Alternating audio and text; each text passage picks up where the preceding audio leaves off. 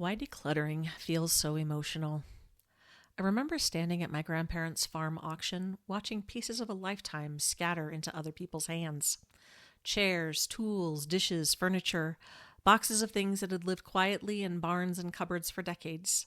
Strangers walked through, lifting items, turning them over, deciding what they were worth. The rhythm of the auctioneer's voice rose and fell while numbers were called out and paddles lifted. What I remember most, though, wasn't the loss of the objects.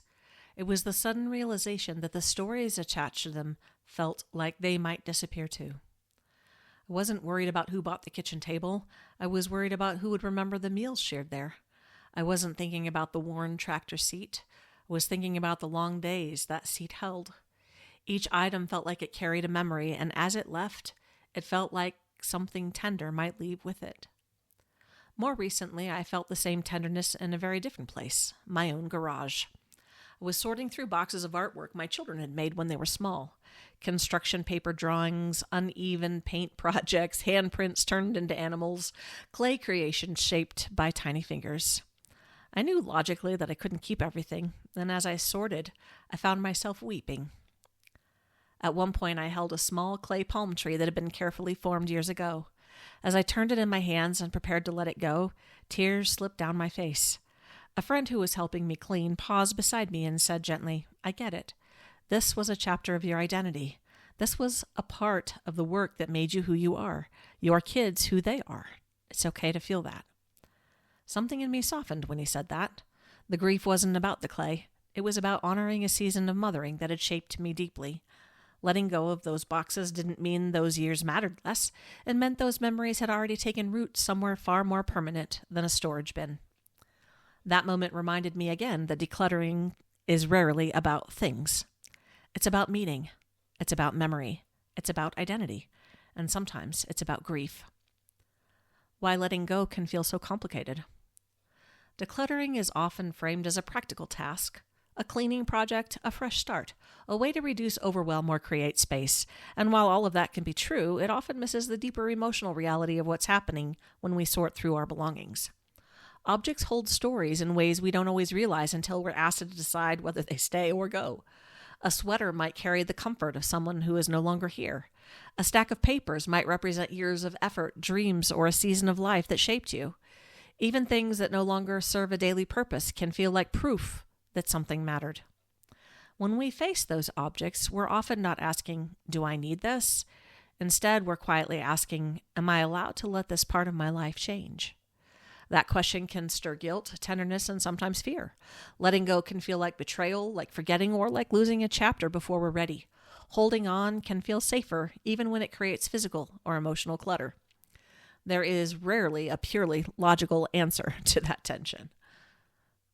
The stories we attach to objects. Belongings often become containers for moments we want to keep close. They hold laughter, milestones, loss, growth, and love. They help us feel connected to who we were and who we've loved. When those objects sit in our home, they create a quiet sense of continuity, reminding us that our life has a thread running through it. This is especially true during seasons of transition.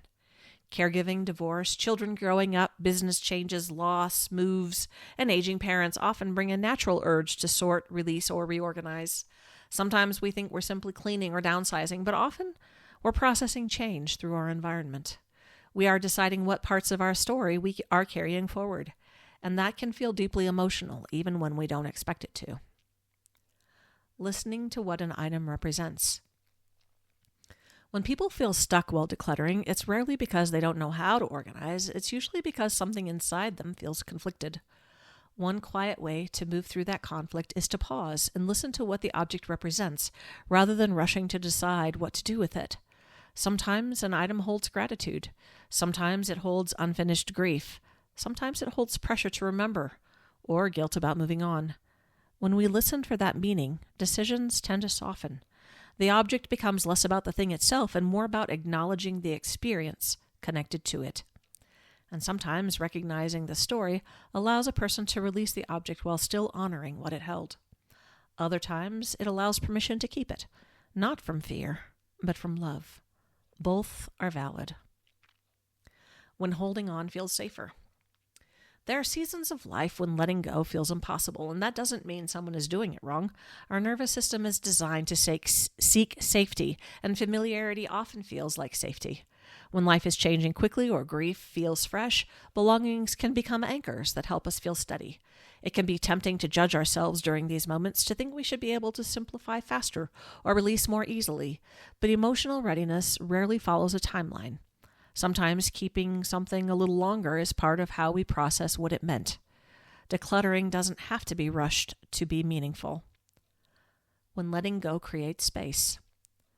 There also comes a time, often gently and quietly, when something inside shifts. The memory feels settled instead of sharp.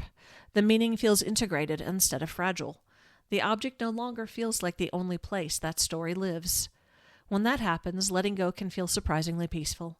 Not because the item no longer matters, but because the story has found a home somewhere else, inside the person who lived it or loved it.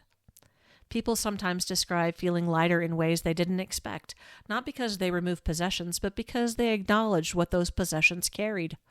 Letting go doesn't erase memories, it allows them to breathe. Decluttering is a reflection of change. As we grow and move through life, our surroundings often shift alongside us. The belongings that once reflected who we were may not always reflect who we are becoming.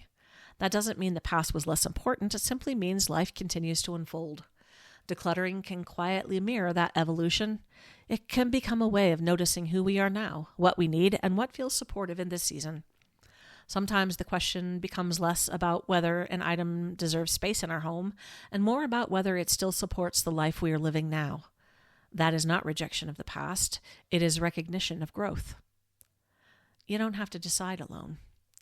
Sorting through belongings can bring up more emotion than people expect. It can stir memories, unresolved feelings, and difficult decisions that feel bigger than the object itself. Many people move through it quietly, unsure how to talk about why it feels so heavy.